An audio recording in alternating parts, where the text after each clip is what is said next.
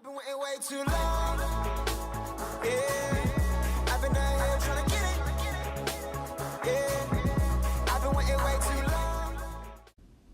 All right, this lesson is a lesson on slope.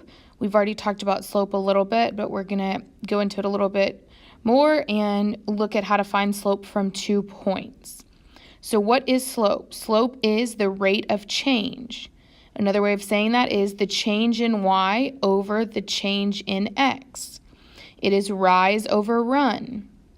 It is y2 minus y1 over x2 minus x1.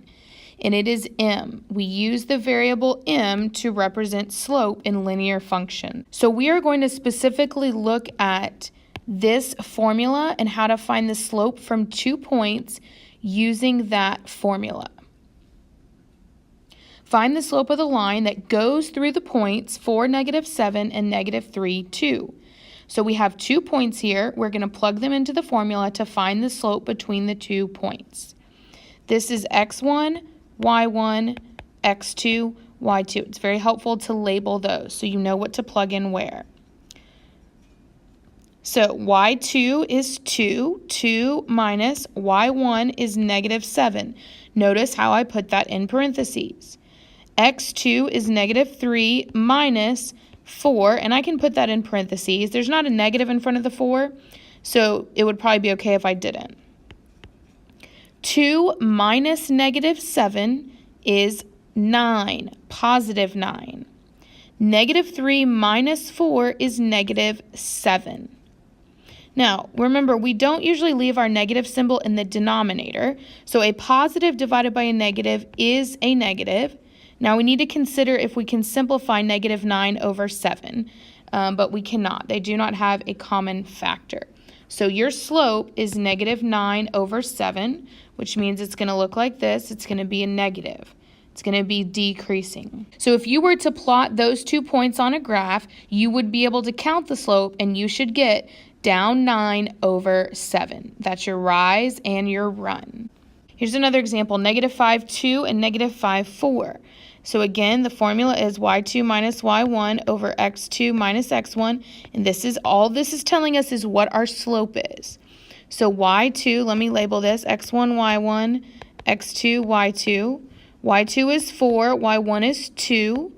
x2 is -5, x1 is -5. So I put that in parentheses because my formula says subtract. The change in means we need to find the difference. 4 minus 2 is 2. -5 minus -5 is 0. And 2 divided by 0 is undefined. So that slope is undefined, which means the line is going to look like that. If you notice, the x values are the same, which is why the line looks like this, because the x value does not change, but the y does. -8, 6 and 12, 6, so x1, y1, x2, y2. 6 minus 6 over 12 minus -8.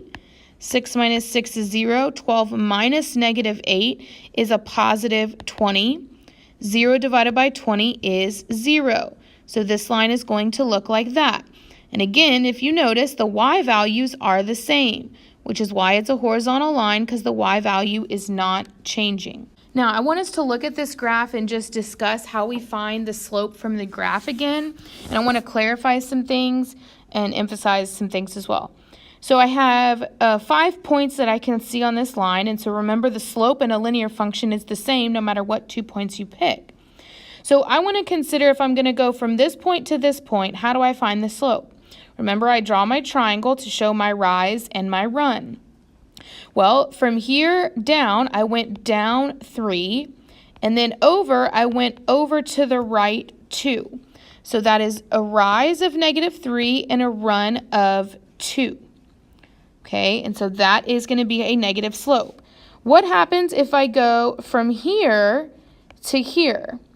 I'm going to go up 1, 2, 3, 4, 5, 6. So I'm going up 6, and I'm going to the left 4. Left would be negative. So that's 6 over -4, which is the same as -3 over 2. So again, the slope is not different. The ratio looks different, but it has the same value no matter what 2 points you pick. So because this is a negative slope, because it's decreasing from left to right, I notice that only one of my values is negative. Now let's take a look at this function. So I'm going to find the slope between this point and this point. I'm going to go up 1, 2, 3. That's a plus 3. And then I'm going to go over 1, 2, 3, 4, 5. To the right is a plus 5. So that's positive 3 over 5. That cannot be simplified. What about if I go from here all the way down to here?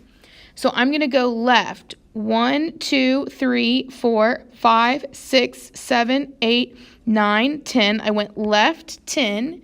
And I went down 1, 2, 3, 4, 5, 6. I went down 6. Now let me remind you, I went over first, but my slope is the change in y on the top. So my minus 6 goes on top. My run is minus 10.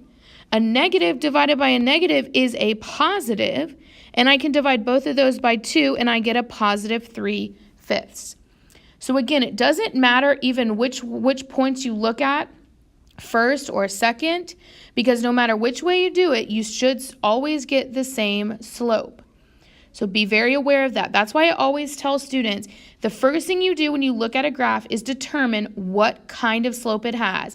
Then you don't really have to worry about the direction you're going when you're calculating your slope. So keep that in mind. I've been waiting way too long. Yeah.